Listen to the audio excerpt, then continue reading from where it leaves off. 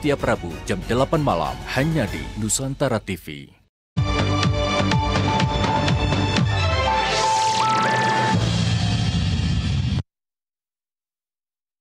Pokoknya nggak ada masalah, karena itu kita harus bayar mungkin 1,2 triliun setahun.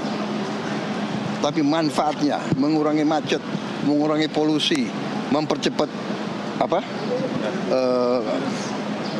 perjalanan. Ini semua harus dihitung, ya. Jadi saya kira tidak. Dan ini terutama adalah yang penting adalah kita kuasai teknologi. Kita we are at the edge of the best practice. Dan ini ingat ya, ini simbol kerjasama kita dengan Tiongkok. Jadi sudahlah, saya sudah katakan Presiden Republik Indonesia yang ambil alih tanggung jawab. Jadi nggak usah ribut. Kita mampu dan kita kuat. Duitnya ada. Duit yang tadinya dikorupsi saya hemat, nggak saya kasih kesempatan. Jadi saudara, saya minta bantu saya semua, ya. Jangan kasih kesempatan koruptor-koruptor itu merajalela. Uang nanti banyak untuk kita, untuk rakyat semua. Ya, pemirsa, terkait dengan pembayaran utang proyek WUS, bagaimana dengan realisasinya? Apakah tidak mengganggu kepentingan warga sekaligus bisa dilaksanakan sesuai dengan jadwal? Saya ajak Anda untuk menyimak diskusi kami kali ini bersama narasumber yang kesemuanya sudah terhubung melalui sambungan Zoom. Ada anggota Komisi 5 DPR RI Sujatmiko, dan juga dari Bandung, Jawa Barat ada Guru Besar Teknik Sipil dan Lingkungan ITB, Prof. Harun Al-Rashid. Selamat malam Bapak-Bapak, Prof. Harun, Pak Miko, apa kabar? Selamat malam, Mas Doni. Iya, terima kasih Bapak-Bapak. Saya ke Pak Miko dulu. Pak Miko, komentar Anda soal pernyataan Presiden soal WUS ini, Pak Miko. Ya, jadi kita harus bangga ya mempunyai Presiden seperti Pak Prabowo. Jadi jika ada masalah, apalagi ini masalahnya sangat besar ya, jadi itu langsung ambil alih dan tanggung jawab. Jadi sebenarnya proyek WUS ini bukan hanya proyek transportasi biasa, tetapi ini adalah simbol teknologi ya, kemajuan teknologi di Indonesia, ya kan. Ini memang harus diambil waktu itu. Jadi memang harus kita ambil apa sih manfaatnya kereta cepat di Indonesia.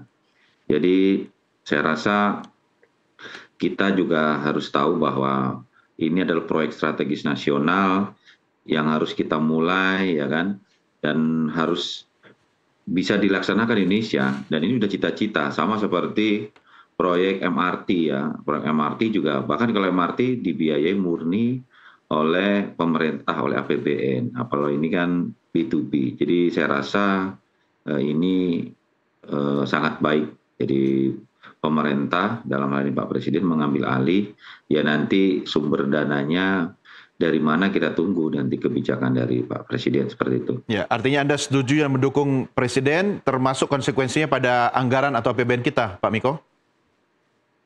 Ya, jadi tadi sudah diterangkan bahwa bisa dari APBN, bisa dari sumber lain seperti itu. Yang jelas ini tidak mempengaruhi fiskal APBN kita nanti, walaupun nanti diambil dari APBN seperti itu.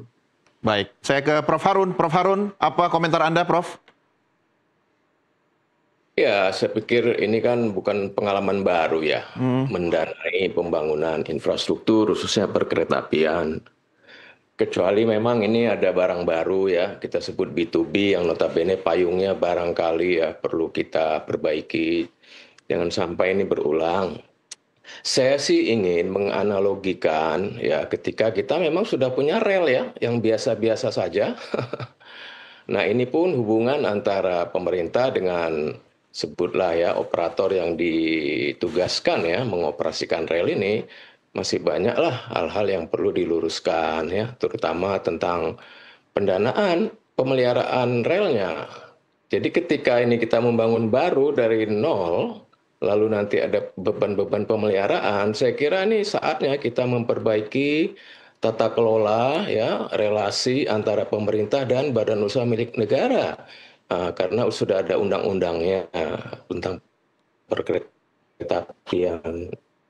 Begitu mungkin. Jadi pernyataan Pak Prabowo ini boleh sebagai penyemangat ya, optimis, tapi teknokrasinya ya, hal detail tentang bagaimana itu dan berapa itu dan apa saja yang dicakup oleh state negara, apa yang dicakup oleh perusahaan dan apa yang dicakup oleh rakyat pengguna, barangkali itu perlu dicari keseimbangan bebannya. Ya, Prof. Mungkin itu sementara. Baik, Prof. Harun, kalau kita mundur sejenak pada awal rencana proyek ini mau dijalankan, ada keterlibatan ITB juga di dalam penelitian dan persiapannya. Apa yang bisa Anda sampaikan kalau kita kaitkan dengan kondisi real sekarang? Ya, saya bisa menyampaikan, jadi kita tentunya para pengembang itu ingin mendapatkan satu angka prediksi traffic. Ya, jadi itu dilakukan dengan tentunya survei, tidak pendek ya, surveinya dikaji gitu, dan hasilnya ada, dan itu kita serahkan sesuai permintaan. Namun di dalam sendiri juga debat ya, tinggi rendah. Tapi kalau mau detail khususnya ITB, saya juga melihat ada dua ya, jadi ada dua waktu. Jadi yang pertama itu saya juga ingin klarifikasi pernyataan beberapa rekan-rekan kami yang mengatakan bahwasanya Cina ya itu betul ya. Jadi PT LAPI ITB membantu pada bulan tahun 2015-16 lah ya. Nah, satu lagi ada kajian Jepang ya. Kajian Jepang itu kalau saya lihat covernya itu ada Universitas Gajah Mada. Sorry nih. Ya. Jadi kita perlu klarifikasi peran masing-masing. Universitas Gajah Mada dan PT LAPI ITB juga. Tapi dalam tim yang berbeda, PT LAPI ITB dan waktu yang berbeda. Intinya mereka pengembang semuanya ingin mendapatkan suatu angka yang independen. Ya. Nah, tentunya banyak asumsi ya dalam pengerjaan dan dalam kenyataannya juga banyak yang tidak terrealisasi ya, asumsi-asumsi masuk COVID. Dan biasa ya namanya forecast itu kalau persis tepat tuh hanya Tuhan lah yang tahu. Ya. Jadi ada pengalaman ribuan proyek di dunia yang memang ada over and under, begitu juga MRT kita ya. Lalu jalan tol kita semuanya ada pergeseran prediksi. Oke, baik. Saya kembali ke Pak Miko. Pak Miko, artinya ketika pemerintah kemudian dalam tanda petik akan pasang badan soal ini, akan berdampak juga kepada anggaran kita, baik itu dari APBN ataupun non-APBN. Tapi pandangan Anda, Pak Miko, yang paling siap sekarang dengan kewajiban kita untuk membayar pinjaman atau utang WUS ini, tentu mungkin paling mudah dari APBN. Atau sektor lain yang memungkinkan dari mana, Pak Miko? Ya, jadi kita lihat dulu. Jadi setelah direstrukturisasi, misalkan hutang ini, misalkan tadi sudah dihitung ya rata-rata setahun kita harus membayar bunganya 2 triliun seperti itu. Nah, kemampuan perusahaan tadi ya berapa sih kemampuan perusahaan? Nah, setelah itu baru nanti pemerintah bisa turun. Ya, kalau di sini kan PT KAI di bawah Danantara, bisa di Danantara berarti nanti di APBN-nya berapa seperti itu. Kita belum tahu, tapi yang jelas ini kan sudah direstru kan panjang, masanya panjang. Saya rasa bisa sampai 95 tahun ya seperti itu. Saya rasa tidak terlalu membebani APBN maupun dari kalau nanti diambilkan juga dari Danantara seperti itu.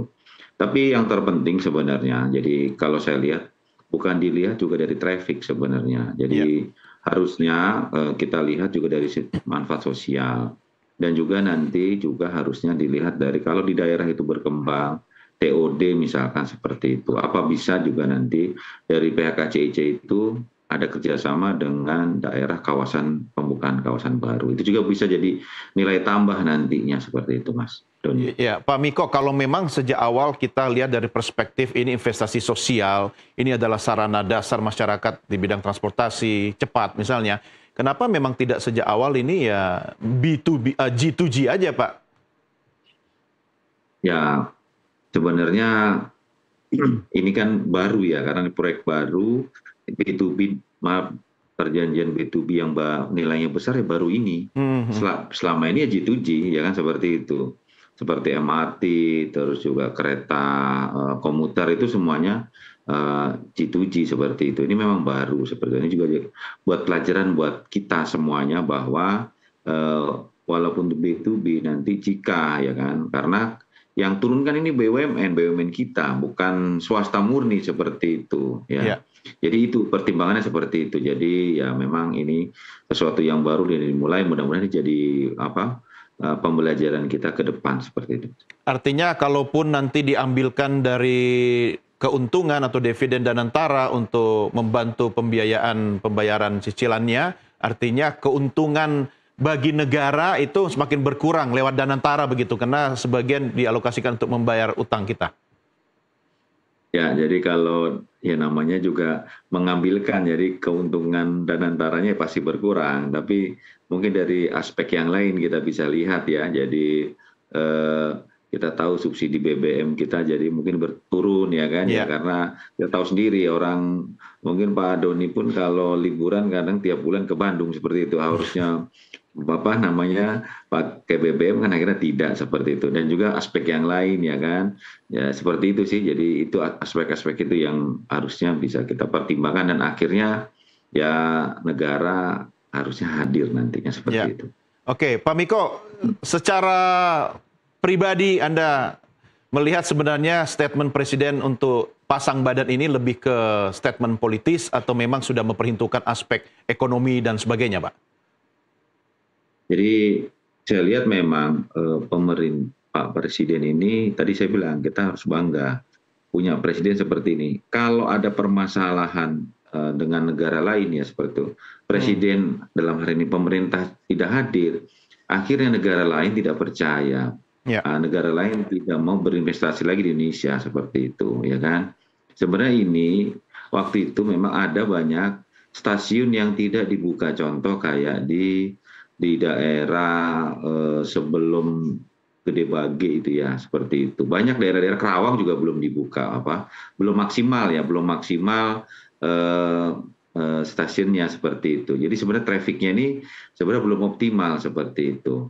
Dan mudah-mudahan saya rasa nanti setelah ini jadi ada strategi baru lah ya untuk menaikkan traffic dan juga bisa menambah nilai keuntungan jika nanti terintegrasi dengan yang lain, seperti itu sih Mas Doni kira-kira. Ya, baik. Saya kembali ke Prof. Harun. Prof. Harun, kalau apa yang menjadi masukan di tahap awal dari institusi perguruan tinggi yang Anda sampaikan, termasuk juga ada keterlibatan UGM sebelumnya ya Prof ya.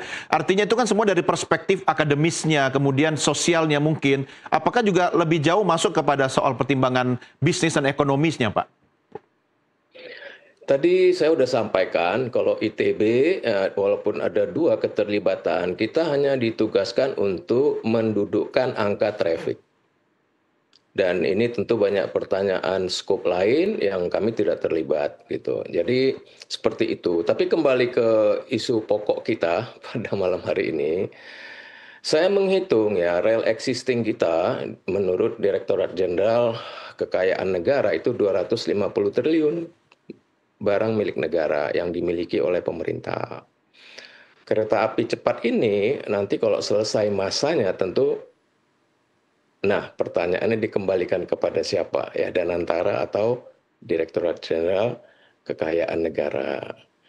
Jadi saya pikir kita memang harus pilah-pilah ini resiko. Kan intinya kan resiko yang kita bahas semua ini. Jadi ada biaya yang notabene uang moneter, ada resiko dengan pilihan model-model pengadaan yang kebetulan dipilih B2B.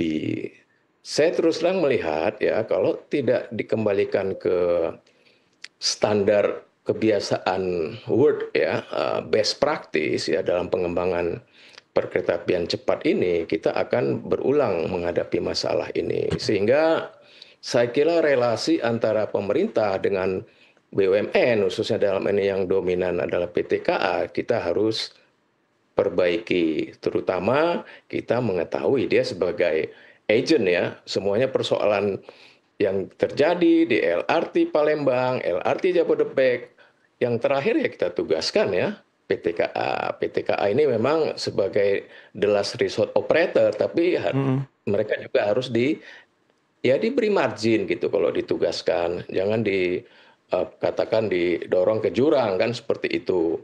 Nggak usah pun untuk rel kereta api cepat ya, rel existing saja dari 250 triliun Yang ada itu dibebankan mereka lewat bayar, TAC namanya. Ya. Dan itu harus dipelihara oleh pemerintah IMO. Ini saja udah puluhan tahun. Satu lagi ya, kalau boleh saya tambahkan, itu sumbu rel ya yang existing, itu mereka pun belum akur.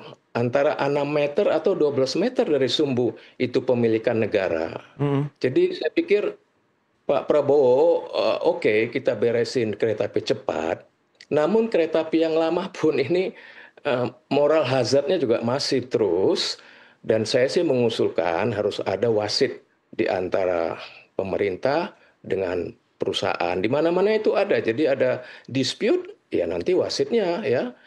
Kita punya badan pengatur jalan tol, ya saya nggak tahu, mungkin kita perlu ya embrio dispute resolution untuk perkeretaapian. Ya. Bila perlu antar moda. Jadi kita harus tahu kapan membangun jalan tol dan kapan kita harus bangun jalan rel. Nah ini kan juga kita nggak ada regulator di tengah itu. Sehingga saya lihat kereta api cepat ini harus ada kayak layaknya kita punya problem GSW. Dan Pak Prabowo sudah membuat otorita GSW. Saya duga ya, kita perlu juga otorita kereta api cepat Jawa. Begitu, Pak. Ini sekaligus menjawab tantangan Presiden Prabowo, Ya. Prof, untuk relnya sampai ke ujung Banyuwangi, begitu? Itu Jawa udah pasti. Ya. Saya sih feeling saya tahunnya ini harus disambung ke bandara-bandara padat aja. Jadi Denpasar juga mungkin possible. Ada yang bilang Lombok, saya nggak sebut Lombok ya. Mungkin Denpasar oke. Lombok sih mungkin ya entar. Jadi kembali kita mestinya dalam konflik yang terjadi ini biar tidak berulang dan kita punya siap apapun masalahnya ada namanya otorita kereta api cepat. Ya sebutlah gitu ya, Indonesia atau nasional, taunya kita harus buat standarnya, kita harus curi teknologinya, kita harus kembangkan laboratorium di kampus. Begitu pula apa yang dilakukan di Cina, mereka agendanya kita ikutin langkahnya, cuman pondasi-pondasinya itu kita nggak siapkan. Sehingga ini waktunya kita belajar dari pengalaman. Kita mengerti zaman Pak Jokowi make it happen, ya semuanya dihajar, daftar-daftar zaman Pak SBY, kita salut lah itu. Namun ini waktunya kita belajar, jangan terlalu berlari sprint lagi, kita harus tahan napas sebentar, kita perbaiki investigasi ini, kemudian juga kita create suatu otorita untuk kereta api cepat.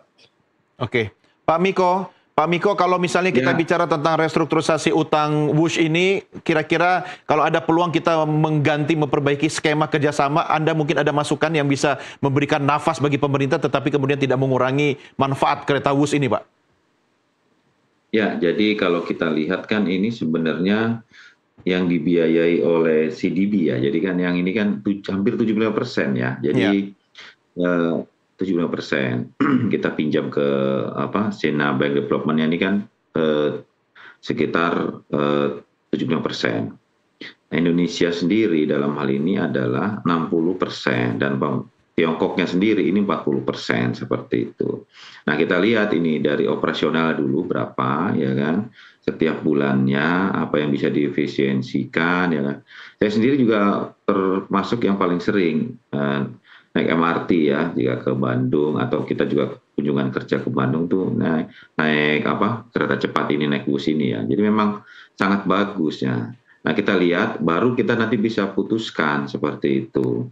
Seperti itu sih Mas Doni, jadi jangan terburu-buru, kita lihat dulu mana yang bisa diefisiensikan, mana yang bisa untuk penunjang nanti berapa sih biayanya yang harus kita masukkan di kereta cepat. Anda juga berarti kan sebagai penumpang WUSH ya Pak ya?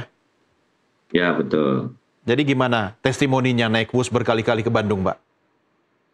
Jadi memang kalau kita lihat dibandingkan di luar ya, bahkan di negara-negara yang ini memang ini lebih bagus ya di antara yang lain, karena kan baru ya, seperti teknologi juga baru seperti itu ya kan. Harapannya juga sebenarnya ini memang bisa diperpanjang ya, karena diperpanjang sampai Surabaya lah minimal seperti itu. Dan tadi benar melewati beberapa daerah kota yang besar dan juga terkoneksi dengan bandara seperti itu. Jadi itu sangat bagus sebenarnya. Memang sesuatu yang baru ya, Bapak-Bapak pasti akan menimbulkan polemik dan pro dan kontra. Tapi kan ini kan sudah jadi, tinggal bagaimana mencari solusi terbaik. Begitu Pak Miko? Ya, kita harus cari solusi ya, bukan jadi cari yang lain ya. Kalau solusi itu sekaligus dijadikan isu politik, oke nggak? Jadi gini ya, sebenarnya kalau kita lihat di Halim sampai Gede Bage itu ada istilahnya kan dua pemberhentian di tengah ya, seperti ya di Padalarang dan di Kerawang seperti itu. Nah, coba itu kawasan itu ya, kawasan terutama yang di Kerawang sama di Gede Bage itu. Jadi coba itu. Jadi itu kan yang penerima manfaat adalah terutama di kawasan Gede Bage ya. Jadi sana ada perumahan, ada kawasan besar, apa tidak mungkin kita ambil jadi biar jadi sesuatu yang mendapatkan sisi finansial di daerah itu. Pemerintah hadir, BUMN dalam hal ini hadir untuk mengakuisisi daerah itu, dan awalnya akhirnya jadi pendapatan tambahan bukan hanya dari traffic seperti itu, jadi pengembangan wilayah kan gitu, bisa dibuat perkantoran, bisa komersial, bisa hunian yang menguntungkan, bisa itu seperti itu, salah satu bentuk restrukturisasi juga seperti itu. Jadi tidak hanya membayar utang, tapi kita mengembangkan kawasan di daerah ya, stasiunnya seperti itu Mas. Seperti kayak kita lihat kayak LRT itu kan juga sebenarnya dia untungnya dari TOD-nya ya yang dibangun sama BUMN seperti itu ya, seharusnya juga WUS bisa seperti itu. Iya. Baik. Ya baik, Pak Miko dan Prof Harun, kita rehat sejenak. Kita akan lanjutkan diskusi kita di segmen berikutnya sesaat lagi. Pemirsa, kami segera kembali sesaat lagi.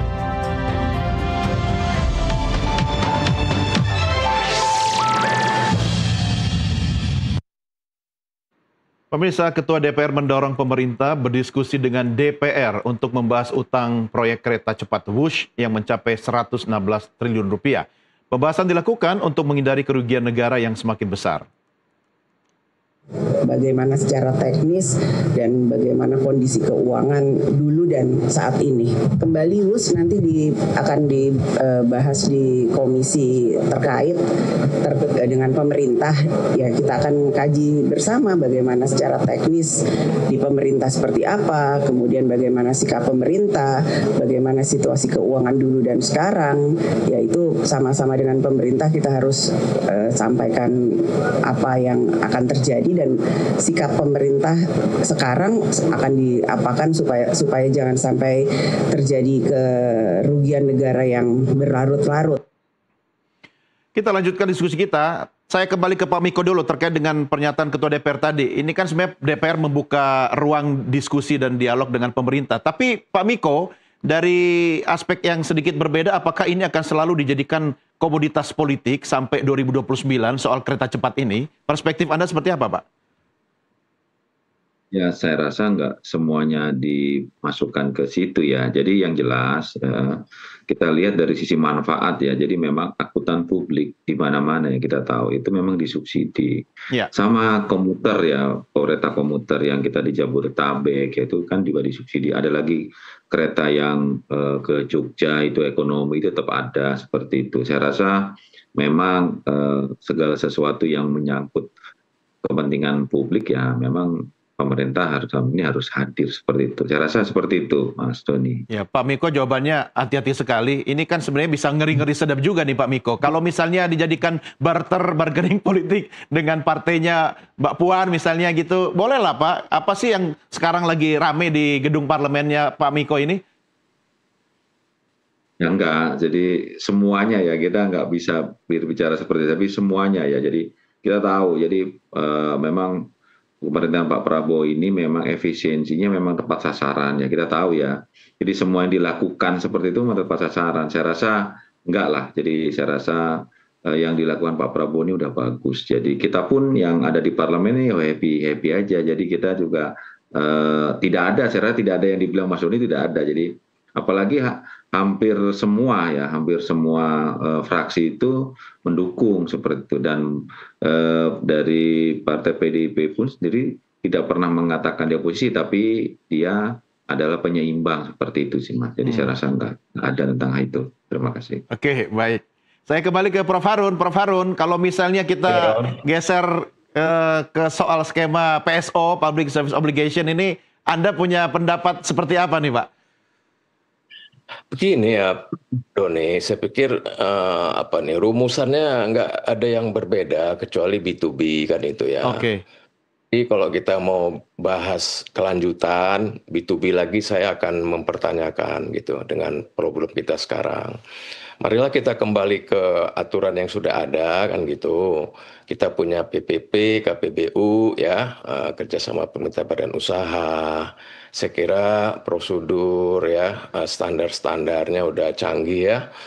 Nah, di situ memang di mana-mana urusan rel ini kan hanya ada dua bagian, yaitu relnya sama di bawahnya ya, itu namanya prasarana, lalu roda. Jadi di dunia perkeretaapian cepat yang dibangun di mana-mana ya, itu rel itu memang harus public domain, tinggal kita mau taruh berapa persen. Kita bangun jalan tol juga sama gitu ya. Tergantung trafiknya, ada yang kita bilang yang nggak perlu bantuan pemerintah kecuali lahan kan gitu. Tapi ada juga yang sepi-sepi bahkan yang ini MBZ ya, MBZ yang kita punya yang jembatan itu tendernya unsolicited. Siapa yang berani menyumbang ya paling panjang di tol Pulau Sumatera, dialah yang menang. Jadi kita harus cari. Kita kan udah pernah membahas tentang apa itu pendanaan non APBN atau PINA namanya kan. Kita udah bahas awal-awal. Kita punya APBN kan gitu. Lalu kita bilang, oke, kita harus leverage nih, leverage. Kalau kita danain sendiri APBN kan nggak nendang, atau hutang kan nggak nendang. Kalau kita taruh ke sayap swasta, mereka bisa leverage. Kan ini yang kita lakukan. Dan kereta api cepat ini sangat luar biasa appetite risk kita. Ini kan sebetulnya gitulah. Jadi saya bilang ini entropi aja ya. Jadi tinggal kita membijaki lalu kita cari jalan keluarnya. Tapi di awal-awal harus ada kajian yang matang. Ketika kita bahas resikonya, mau siapa yang apakah dipikul oleh pengguna, dipikul oleh pengembang, dipikul oleh pemerintah gitu ya. Jadi jelaslah, saya pikir kita udah ada aturannya di KPBU. Ya, marilah. Kan kemarin tuh memang kita agak salto dikit ya, kita punya apa itu namanya Omnibus Law, kita buka karpet, lalu tiba-tiba kita undang China. Saya pikir semangat China luar biasa, kita harus ikutin jejak semangatnya. Namun kan mereka ada strategi lain, mempersiapkan segala rupa dengan lengkap. Nah, kita keteteran di situ, bahkan di Cina Pak ya, dengan agenda mereka itu membuat lab-lab kunci di setiap universitas tertentu bidangnya. Untuk kereta cepat ini hanya ada 2 kampus, satu tentang power Pak, itu di apa namanya itu Jiatong, atau kalau nggak salah West Jiatong itu tentang powernya, kemudian tentang kontrol dan tentang pernik-pernik daripada keretanya itu di BGTU ya, di BGTU Beijing Jiatong University. Jadi memang di kota-kota itu ada sejarah memang para insinyur yang memang mengembangkan rel dan juga mengembangkan kontrol. Sehingga standar-standar itu mereka curi itu dari Eropa, dari Jepang, mereka buat piloting di sana. Sekali juga pernah tabrakan, tapi selesai gitu ya. Intinya gitu Pak. Jadi saya kira kita apakah sampai ke sana semangat kita bukan hanya sekedar membeli atau mindahin barang dari luar. Harus pelan-pelan elevate juga menguasai itu. Prof, kalau mungkin ada hal-hal yang sejak awal kita tidak terlalu siap, tetapi kan ini barang sudah jadi, barang sudah beroperasi juga.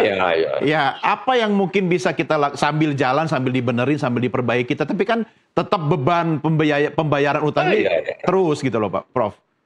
Saya pikir kalau formatnya tetap B2B ya, jadi kan kita pakai model kelembagaan atau model bisnis kan gitu. Bahkan ke Surabaya kita harus hitung ulang apakah B2B ini masih cocok, lalu pasarnya harus kita buka lagi, nggak mesti dengan Cina dong kan gitu, rutenya yang mana. Tapi kembali ke hal sampai Bandung ini, saya kira ya kalau memang kita mau stick on B2B, tadi udah dibahas di banyak tempat, itu ada namanya cash availability for debt service. Jadi itu bisa dimainkan, istilahnya kan ada beban-beban dalam operasi ya, ada beban bunga, kita bisa tarik agak panjang atau bunganya kita kecilin. Malaysia kita perlu belajar ya dari Malaysia. Malaysia membangun jalan tol ya, itu kan resiko dan biaya sepanjang bangun dan operasi itu kan Pak ada koridornya Pak, gitu ada koridor up and low ya. Jadi ini dikawal, ada setiap tahun dikawal. Kalau dia terlalu nendang, bagi dong ke pemerintah. Kalau dia cekak, tambal dong ya, jadi apa namanya blanket guarantee. Saya pikir ini kan tugas negara membangun ini, tidak bisa dibebankan sepenuhnya ke corporate. Yang variabel baru kan hanya Danantara. Danantara kita define by non APBN, ya enggak, budget PBN APBN. Saya pikir ini harus dikombin, mana tugas masing-masing. Saya pikir harus dikembalikan pada tempatnya. Kalau dikatakan membangun infrastruktur di Pulau Jawa tidak perlu APBN, konyol juga ya, saya kira ya. Mungkin tidak perlu bantuan pemerintah sebesar apa yang kita perlukan di kawasan timur. Kembali tentang pembangunan infrastruktur, mungkin bahasa yang paling di langit itu ada Amartya Sen namanya ya, penerima hadiah model. Dia bilang itu Nobel. Dia bilang itu development as freedom. Jadi apapun yang kita bangun untuk infrastruktur, itu pasti ada. Bahkan yang bisa akses ke situ, mungkin kalau infrastruktur dasar, apalagi desa, itu ya memang. Nah ini kereta api cepat, memang kan daya beli yang orang mau naik. Nah tentunya lah kita harus kasih beban user agak signifikan dibanding. Tapi seberapa? Lalu beban negara untuk lahannya, toh pajak juga udah diterima oleh negara. Belum lagi pengeluaran-pengeluaran yang pantas ditanggung oleh negara kalau kita mau sampai Surabaya. Jadi pembagian resiko dan beban-beban biaya itu taruhlah pada tempatnya. Adapun Danantara kan ya BUMN, dia kan mengoperasikan. Jadi kembali ke rel ini saya yakin harus dicek lagi kalau kita mau lanjut, termasuk juga yang existing lah ya, karena mereka dibebani dengan bayar tol istilahnya PT KA ini kepada pemerintah, kemudian pemerintah harus memelihara. Nilainya itu asetnya 250 triliun yang existing ini, apakah depresiasinya harus ditanggung oleh semua yang PT KA? Jadi kita harus satu paket lah, saya pikir kita harus bereskan masalah ini. Ini lesson learn aja, kebetulan ada kereta api cepat ya. Saya pikir perkeretaapian ini ideally kita harus punya road and rail regulator sehingga kita tahu bahkan multimoda bila perlu. Kapan kita harus bangun bandara, kapan harus. Tapi kan kita belum secanggih itu, dan dalam undang-undang beragam infrastruktur banyak sekali mandat-mandat yang dibuat untuk itu. Otorita pelabuhan, badan pengatur jalan tol. Ya, kita masih begitulah. Kita perlu kasih sedikit luang mereka untuk berkembang. Saya pikir kita belajar dari tata kelola ini banyak sekali tata kelola. Belum lagi waktu pembangunan gitu ya, karena model EPC, model design build, model tradisional itu bayar berapa dan pada saat apa, kalau ada cost of run bagaimana, kita belum ngobrol. Jadi saya pikir mari kita buat listing pengalaman yang sedang berjalan ini, termasuk dari sisi juga tadi ya engineer-engineer kita, lalu kampus ini bahkan Inka ya. Setahu saya Inka juga kok nggak dilibatkan gitu ya Inka. Jadi saya kira ya kita perlu susun barisan lah kalau kita mau lanjut ke Surabaya. Ya, ini memang namanya juga barang baru ya Prof ya. Banyak hal yang harus kita pelajari sambil jalan sama-sama. Tapi ya tentu kita akan melalui ini. Sebentar, saya balik lagi ke Pak Miko. Karena Pak Miko kalau dari aspek bagaimana kemudian menjaga kepercayaan asing berinvestasi di tanah air. Ada satu sisi Presiden kemudian menyatakan take position, bertanggung jawab. Apakah Anda juga melihat bahwa ini sebagai salah satu upaya untuk tetap menjaga kepercayaan investasi masuk ke Indonesia dalam jangka panjang, Pak Miko? Ya, jadi kita lihat harusnya itu benar. Jadi asing itu masih sangat percaya terhadap Indonesia. Ya, jadi kalau saya lihat yang harus diambil ya kira-kira. Yang pertama itu kita bisa juga negosiasikan tenornya berapa sih restruktur tadi ya. Terus penyesuaian bunga. Kalau dulu benar-benar murni B2B, dan sekarang ada peran dari pemerintah untuk membantu itu kan harusnya penyesuaian bunganya harusnya lebih rendah kan. Ada jaminan dan tidak ada jaminan kan beda seperti itu ya. Kalau dulu mungkin tidak ada jaminan lebih dari 3%. Nah ini karena ini dibantu sama pemerintah harusnya bisa turun seperti itu ya kan ya. Nanti juga ada ya pembayaran bertahap dan juga tadi nanti juga ada proporsional risikonya itu. Karena kan ini tidak murni 100% Indonesia yang berpinjam, tapi kan ada 40% dari perusahaan Cina sendiri itu kan ya, kalau nggak salah namanya Beijing Yawan HSR itu kan ya, HSR itu kira-kira yang bisa dijadikan pertimbangan. Saya rasa asing dalam hal ini sangat percaya karena Indonesia selalu hadir seperti itu jika ada masalah-masalah yang melibatkan BUMN-nya seperti itu. Ya, kita kan harus menjaga trust investor dari luar, bukan hanya dari Tiongkok kan Pak Miko, tetapi kalau dari aspek Tiongkok sendiri, misalnya kalau kita ada tanda petik beban tenor jangka panjang, bahkan tadi Anda mengatakan bisa sampai 90 tahun, apakah itu tidak menjadi bargaining position Tiongkok lebih kuat kepada Indonesia yang kemudian terjadi barter-barter perdagangan di bidang yang lain ketika kita masih punya tanggung jawab terhadap kereta Wush ini, Pak Miko? Tidak. Jadi dengan dibangunnya kereta api cepat ini, manfaatnya itu juga buat pemerintah Cina sangat tinggi. Karena kita tahu hampir 80% peralatannya itu menggunakan peralatan dari Cina. Ya kan, mulai dari peralatan bornya, alat krennya, ya kan, terus launchernya untuk memasang girdernya itu dari Cina seperti itu.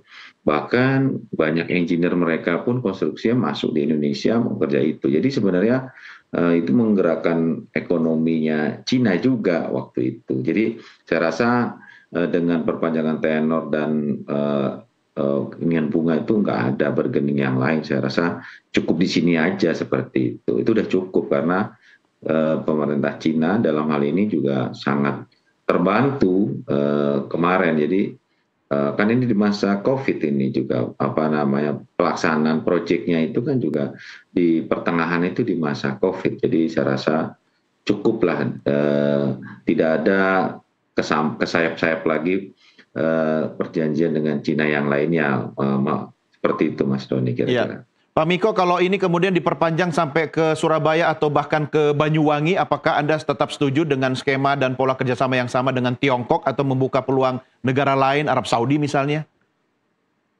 Jadi kalau saya rasa gini, secara infrastrukturnya saya setuju, tapi kita harus lihat seperti itu. Kita harus lihat nih, dengan elevated, yang pertama ya, kita lihat dengan elevated, dengan at-grade ya kan ya, jangan landed ya, dengan land at-grade itu lebih hemat mana? Kita membebaskan lahan, kan sama-sama membebaskan lahan ini ya kan ya, dengan proteksi ya kan, atau dengan struktur. Sekarang ini kan semua struktur elevated ya.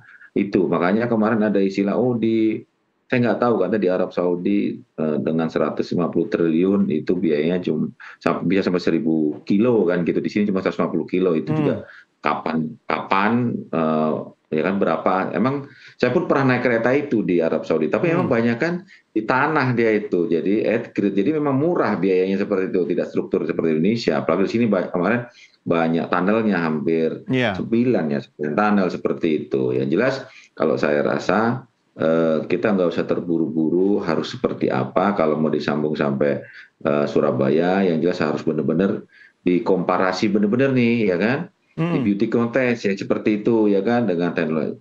Jangan-jangan dengan kita biaya sendiri, dengan kekuatan dana tara sendiri, ternyata kita bisa bikin seperti itu ya kan, tanpa harus melibatkan yang lain seperti itu. Siapa tahu seperti itu kan. Saya rasa begini ya. Jadi pertimbangannya kalau saya rasa untuk membangun angkutan publik itu bukan dari trafficnya saja, kita lihat dari yang lain. Kita contoh ya, satu jalan tol kita lihat.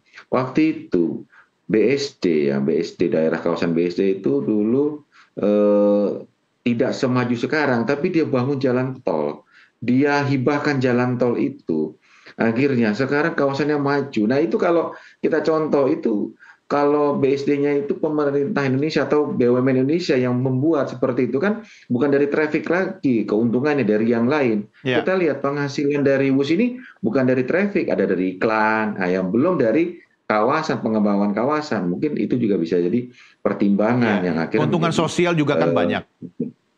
Betul ya, kalau sosial udah pasti, ekonomi sosial udah pasti sekali, itu sudah sangat. Nggak apa-apa Pak Miko, sekarang Kereta Api Indonesia sama PT Inka magang dulu kan dengan proyek WUS ini. Betul. Nanti siapa tahu yang tahun berikutnya bisa mandiri, gitu kan? Kan Danantara cuannya gede Pak.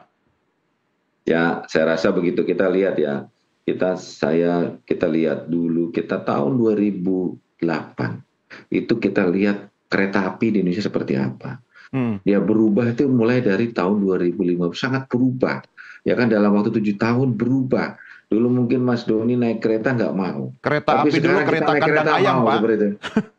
Seperti ya. Sekarang mau. Kita ke stasiun ya kan. Saya kemana-mana sekarang banyak naik kereta gitu. Ke Cirebon ya kan, ke Jogja. Saya senang naik kereta seperti itu. Jadi itu beda, stasiunnya bagus, keretanya bagus seperti itu. Itu juga saya rasa, ya kalau saya rasa orang sudah ada contohnya kan seperti itu ya. Masa tidak bisa bikin sendiri, asalkan seperti itu finansial kita bisa tanpa ada bantuan dari pihak asing. Mungkin seperti itu. Asal Danantaranya atau BUMN-nya jangan jadi sapi perahan ya Pak Miko ya?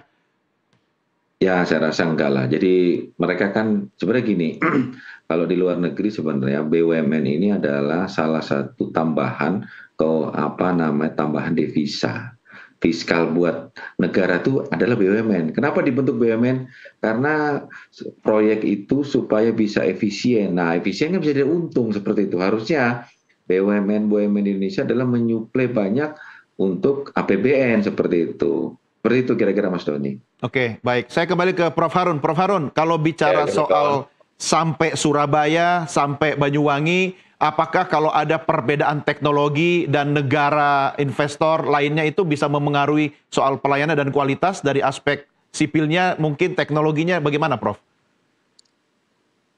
Ya, ini kan pertanyaan sulit ya dijawab. Yang pasti yang mau bergerak beyond gitu, mau Bandung ke Surabaya atau ada jalur baru, ya harus ada rencana yang matang dari pemerintah. Bagaimana ini harus didudukkan ya. Saya melihat kan ini isu yang berkembang sebetulnya biayanya mahal dibandingkan negara lain. Tadi ada masalah kita mau merestructure. Jadi yang pertama itu mungkin secara rule of thumb saja, yaitu ketika kita membangun rel di atas tanah, ketika kita membangun rel sebagai jembatan, dan ketika kita membangun rel sebagai terowongan, itu pedoman rule of thumb ya. Itu 1 dibanding 2 sampai dengan 3 itu yang untuk elevated, dan 4 sampai dengan 10 yang terowongan. Sangat tergantung kepada kondisi geografis dan geoteknik.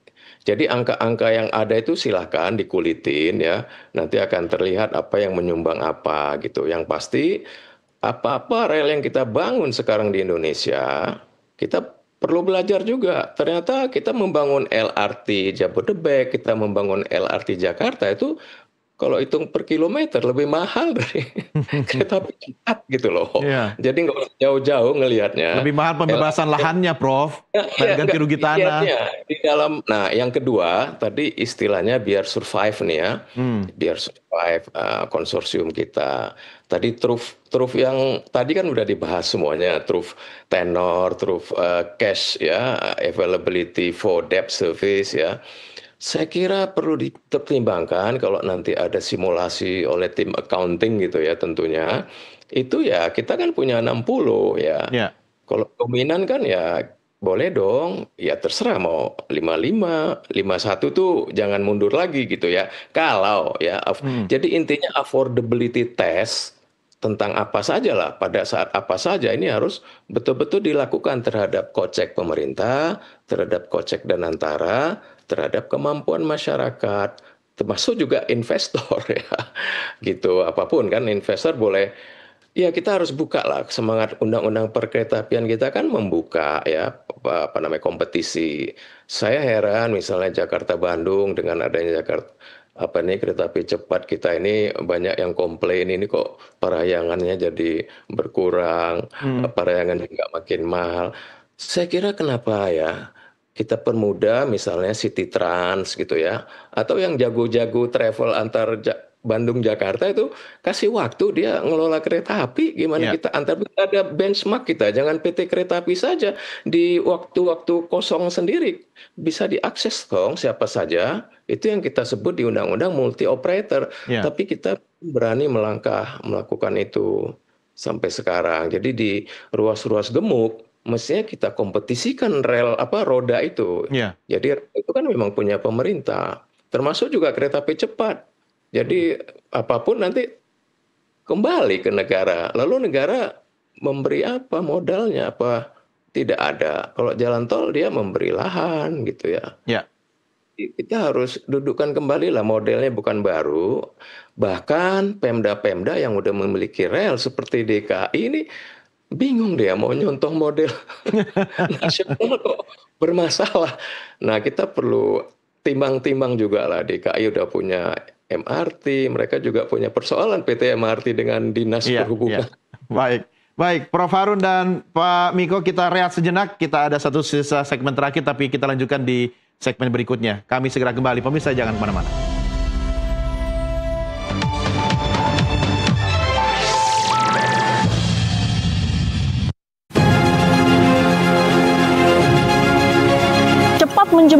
Kita lanjutkan diskusi kita. Saya kembali ke Pak Miko. Pak Miko, kalau misalnya ada 3 aspek kita bicara WUS ini, misalnya ini adalah investasi sosial dan ekonomi untuk masyarakat. Kemudian yang kedua ini adalah untuk menjaga kepercayaan investasi asing masuk Indonesia. Atau lebih tepatnya ini investasi politik jangka panjang dari Presiden Prabowo dan ya teman-teman Anda semua. Gimana Pak Miko? Ya, tiga-tiganya itu. Asik. Paket lengkap dong. Jadi ya. gini memang. Jadi yang penting kita itu memang sosial. Jadi ya kita sosial bahwa di Indonesia banyak loh orang dulu waktu kita awal-awal punya LRT itu orang ngerasain, oh Indonesia punya LRT. Jadi kebanggaan ya, Indonesia kan kita ini negara besar, bahkan kalau kata Pak Prodi sebesar Eropa seperti itu, oh kita punya LRT. Masa negara besar tidak punya LRT? Ya. Yang kedua MRT seperti itu ya kan. Yang sekarang kita punya kereta cepat seperti itu ya kan itu. Jadi itu yang pertama, aspek sosialnya, ekonominya oke lah ya seperti itu. Dan juga pertumbuhan di daerah Bandung sekarang kan tinggi, terutama di Gede Bage seperti itu ya. Banyak lah. Jadi banyak orang Bandung yang akhirnya tidak mau tinggal lagi di Jakarta, mendingan tinggal di Bandung, udah ada kereta cepat. Jadi dia Senin berangkat, Jumat pulang seperti itu, karena ada kereta cepat, mudah kan seperti itu. Tadi yang kedua masalah yang penting aja Pak, investasi politik aja Pak dibahas.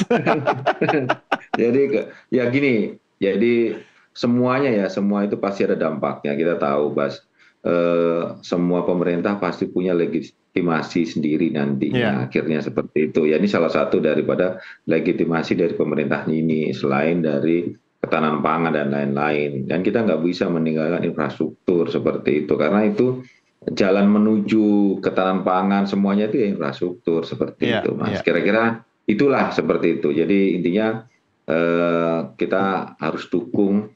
Jadi apa yang dicanangkan oleh pemerintah. Jadi Pak Miko, kepada mereka-mereka yang kemudian kontra dengan sikap Presiden Prabowo yang pasang badan, apa yang mau Anda sampaikan? Jadi gini, kita harus ambil sisi positifnya, jangan ambil sisi negatifnya. Jadi kalau kita lihat positifnya ini banyak. Memang, kenapa hanya Jawa saja, misalnya di Jawa Barat saja seperti itu. Ya kan di tempat lain juga sudah kita juga bukan hanya ini yang diperhatikan. Kalau di tempat lain mungkin butuhnya bukan kereta api cepat, mungkin dibutuhkan bandara. Mungkin di Bandara Perintis, kita tahu ya, di daerah 3T itu Bandara Perintis juga diperhatikan sama Pak Prabowo juga seperti itu ya kan. Juga kita lihat juga di Kalimantan udah mulai ada jalan tol ya kan, di Sulawesi juga kemarin juga kita bangun kereta, segala macam, stadion dan lain-lain seperti itu. Jadi bentuk beda-beda, bentuk pembangunannya beda-beda sesuai dengan kebutuhannya masing-masing. Apalagi kita tahu tol Sumatera seperti itu ya, terus jalan. Padahal secara traffic tidak tidak masuk, IRR rendah sekali. Tapi kan sisa sosialnya dan ekonomisnya yang kita lihat seperti itu, Pak Doni. Saya rasa, ayo jangan kita lihat jeleknya, jangan kita lihat dari sisi kejelekan, jangan dari sisi buruk ya, harus dia positif seperti itu. Apa yang timbul dari kebijakan yang sudah diambil oleh Pak Presiden seperti itu sih, Mas. Kira-kira. Ya, baik. Prof. Harun, terakhir, kita harus tetap optimis ya, tetapi kan teknologi itu kan ada masanya, ada waktunya sampai kemudian dia menjadi sesuatu yang afkir gitu kan. Apa yang bisa Anda sampaikan agar ini bisa dampak ekonomi, dampak sosial, tapi teknologinya juga kita bisa alih teknologi untuk jangka panjang. Prof? No wonder lah ya, jadi kita udah mengelola kereta api lama kita mungkin 100 tahun ya. Ya. Ya sepanjang dipelihara, tapi yang harus kita kembali tegakkan atau dudukkan adalah namanya sesuatu membangun infrastruktur itu hanya ada 2 pilihan ya. Pertama itu kita sebut dengan mengikuti pasar ya. Jadi ship follow the trade. Jadi kapal itu mengikuti perkembangan bisnis. Nah, itu yang komersial kan gitu. Kemudian ada ship promote the trade. Jadi kita bangun jalan raya di Papua misalnya, ya itu tentunya untuk mempromosi gitu. Kalau kita dibangun di Pulau Jawa ya tentu dong kita ikuti pasar. Jadi antara pasar dan katakan intervensi pemerintah itu tidak ada satu obat mujarab untuk semua pulau. Jadi kita harus cari jalan keluarnya yang proporsional. Jadi kembali saya nggak ragu kita punya banyak industri, BUMN, macam-macam. Kita sekarang ada Danantara yang mau dibuat risk fencing daripada off budgetnya APBN, kan luar biasa.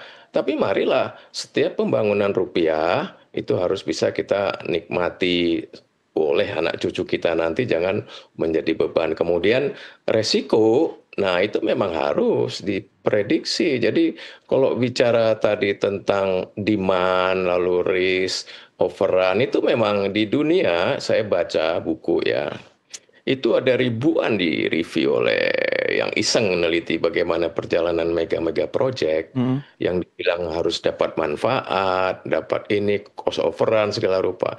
Itu memang sebagian besar memang tidak mencapai gitu loh. Hanya sebagian kecil yang katakan yang mencapai kan. Itu kenyataannya gitu. Tapi di dalam ketidaksampaian itu buktinya mereka punya ya channel tunnel misalnya itu berapa kali lipat, mungkin 300%. Ya, baik.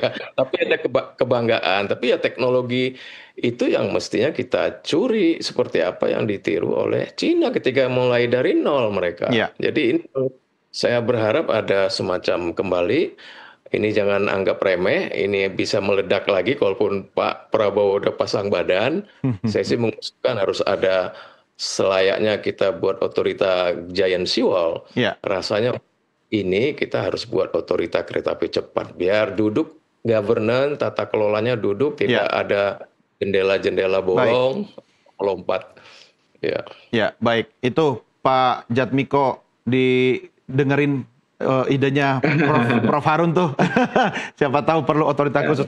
Kalau saya sih percaya nanti ini bisa ketemu solusi, apalagi lebih confident kalau ekonomi kita pertumbuhannya seperti WUS juga ya.